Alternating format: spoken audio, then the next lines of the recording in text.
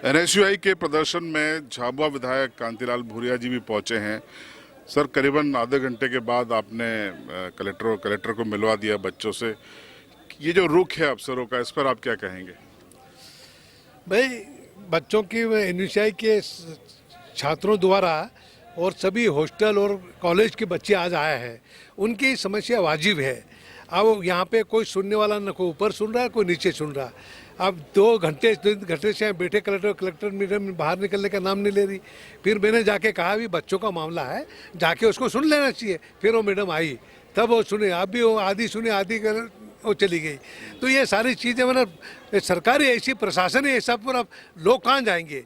न गांव वाले की सुन रहे हैं, न बच्चों की सुन रहे हैं। अब इसको छात्रावास की हालत खर वहाँ पे स्कूल में बैठने की टाटपट्टी नहीं, बटे ठंड में नीचे बैठे बच्चे। उसी तरह से आपके मना हॉस्टल के आसपास खदानी चल रही, रोज़ शाम को भड़ाका हो रहा है, लोग डरे हुए, नींद नहीं आ रही है। ये सारी चीज़ें की बात हुई है। मैंने कहा है कलेक्टर को, वो जहाँ जहाँ हॉस्टल है संस्था के आसपास कोई खदाने हैं उनको बंद करे, तो बोले हम आदेश जारी कर देते हैं। वो ये सारी चीज़ें हुई है, तो पर प्रशासन को संवेदनशील बनना चाहिए।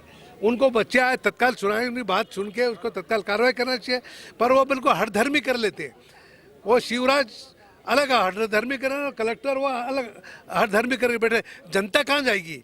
इसलिए मैंने कलेक्टर को, भाई या कलेक्टर के लोग आते हैं करें, उनको नम्रता से बात करो, सुनो, उनकी समस्या समाधान जिला प्रशासन ने करा। ऊपर भी जाएंगे तो कलेक्टर को कहेंगे, तो कलेक्टर को पहले सुन लेना चाहिए ना।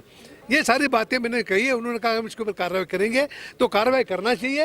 ये बच्चे अपना सभी अपना परेशान हैं। लड़कियां भी आई है, हॉस्टल सुप्रिटेंडेंट को उन्होंने दादागिरी गंदी गंदी गालियाँ देती, बोले उसको वहाँ बिठा रखी। अगर कोई है तो उसको बदल देना चाहिए।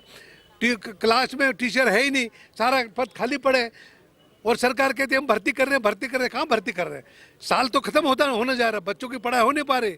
सारे ग्रामीण क्षेत्र और शहरी क्षेत्र के बच्चे पढ़ाई से वंचित हो रहे हैं, और उनको मतलब पढ़ाई से दूर करना चाह रहे हैं। ये सारी चीज़ें बन रही है, तो प्रशासन को ध्यान देना चाहिए। स्कूल समय पर चले, कॉलेज में चले, स्टाफ की जरूरत पड़े करे, उनकी जो समस्या है सुनना चाहिए, पर वो सुनने के लिए तैयार ही नहीं।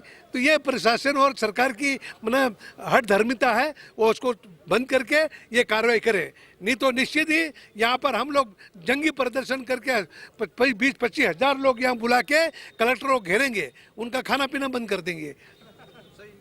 तो ये हमने आज कहा है, तो आज ये कार्रवाई होना चाहिए।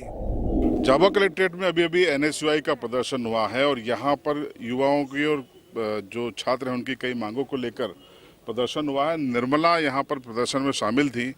ये पिछले साल की वायरल गर्ल हैं, आपको परिचय करा दें। आज आप बहुत गुस्से में थी, आज विषय दूसरा था। आपने ये नहीं कहा कि कलेक्टर बना दो, लेकिन कलेक्टर को यहाँ बुलाने के लिए आप गुस्से में थी।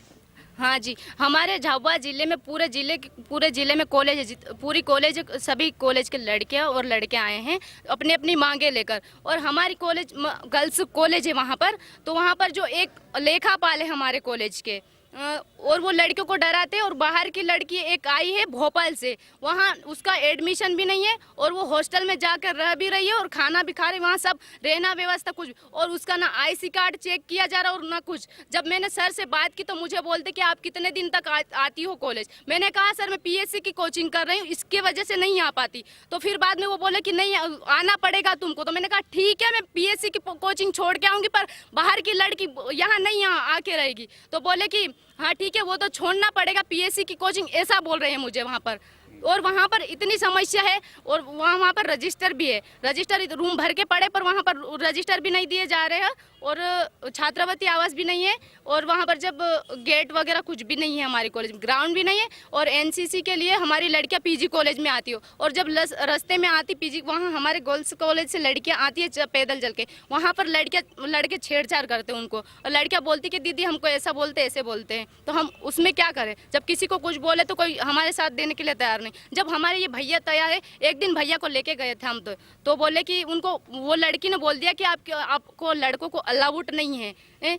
लड़के ऐसा नहीं है कि वहाँ पर लड़के, हाँ वो तो मानते हैं हम कि वहाँ लड़के अलाउड नहीं है, पर वो बाहर के लड़के ऐसा कैसा बोल सकती जब उसका एडमिशन नहीं है तो भी। अच्छा, आपने किसी पे ये आरोप भी लगाए हैं कि जो शादीशुदा लड़कियां हैं उन पे गलत कमेंट करते हैं? हाँ, जो एक लड़की आई थी कोई, वो उनको बोला, उन्होंने बोला कि छात्रवृत्ति आवास के लिए उनको समस्या बताई, बोले अजय बेरांगी सर को, जो हमारे लेखापाल है वहाँ पर। तो उनको कुछ उल्टे शब्द बताए कि शादी क्यों की, पढ़ना था तो शादी क्यों की थी, और शादी बोले कि नहीं पढ़ना होता तो फिर ऐसा कुछ बोल रहे थे, बोले मुझे भी नहीं अच्छा। आपत्तिजनक थे। कलेक्टर मैडम बहुत लेट आई हैं आप लोगों के, इसको आप कैसे देखते हैं? देखिए, उनसे मैं कहना चाहूँगी कि जो बच्चे आते हैं वो मैडम के भरोसे आते हैं कि हमसे मैडम मिलेगी और हमारी समस्या उनको ही बताएंगे, क्योंकि ये अधिकार रहता है, सबका अधिकार रहता है बच्चों का। इसलिए मैडम से मिलने आते। तो मैडम कितनी देर हो गई, हमको भी भूख लगती, हम सुबह चाय पी के आए थे, मैं तो सुबह घर से निकल के आई हूँ।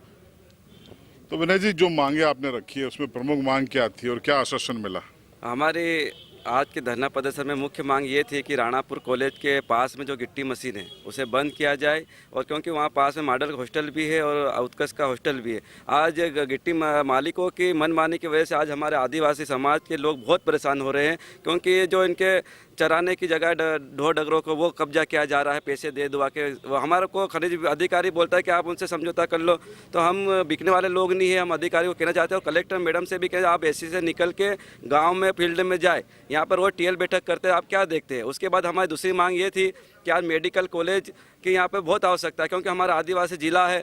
यहाँ पे क्या है कि आए दिन एक्सीडेंट होते रहते हैं, बीमार होते हैं, तो अच्छे सुविधा के अभाव में इनकी मौत, हमारे आदिवासी समाज के लोगों की मौत भी होती है। तो हम ये चाहते हैं कि यहाँ मेडिकल कॉलेज खुले, जिससे कि इनको गुजरात नहीं जाना पड़े, वहाँ महंगा इलाज कराने की जरूरत नहीं पड़े। उसके बाद हमारी तीसरी मांग ये थी कि पिटोल से लेकर राणापुर का जो रोड है वो एक पट्टी है, क्योंकि आज क्या है कि सबके पास साधन हो चुके हैं, गाड़ी घोड़े हो गए हैं, तो वहाँ पे ट्रैफिक भी बढ़ गया है, तो आए दिन वहाँ पे एक्सीडेंट होता है। तो हमने पहले भी यहाँ ज्ञापन दिया था कि उसको डबल पट्टी किया जाए, लेकिन सरकार द्वारा कोई सुनवाई नहीं की जा रही है। हमारे आदिवासियों को शायद ये मारने के लिए तुले हुए हैं। उसके बाद हमारी तीसरी मांग ये थी कि एलएलबी कॉलेज के लिए पैसा शायद आ चुका है, लेकिन अभी तक कोई कार्रवाई नहीं की जा रही है कि वहाँ पर गड्ढे खोद के निर्माण कार्य चालू किया जाए। उसके बाद आज बीजेपी के नेता लोग और हमारे आदिवासी भाइयों को डरा धमका के इनकी ज़मीन पर कब्जा कर रहे हैं। अभी हमारे बीच में एक ग्रामीण आया भी है, तो वो उससे भी आपको मैं मुलाकात में कराऊंगा कि किस तरह से वो बेचारा या कलेक्टर में 4 बार आ चुका है, और उसने क्या है कि ज्ञापन भी दिया, इसकी ज़मीन पर भी कब्जा कर रखा है अवैध, जबकि इसकी ज़मीन है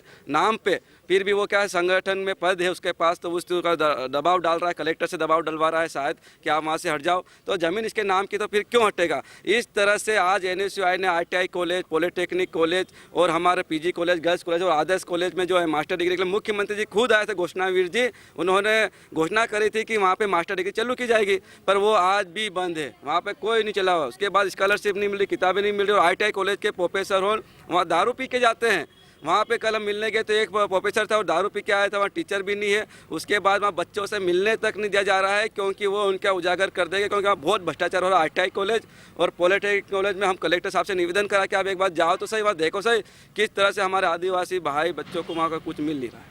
कोई आश्वासन मिला है आपको ठोस? आश्वासन ठोस तो क्या है, बस बत्ती देने का काम कर रहे हैं। अभी कह रहे हैं कि ठीक है हम दिखवाते हैं।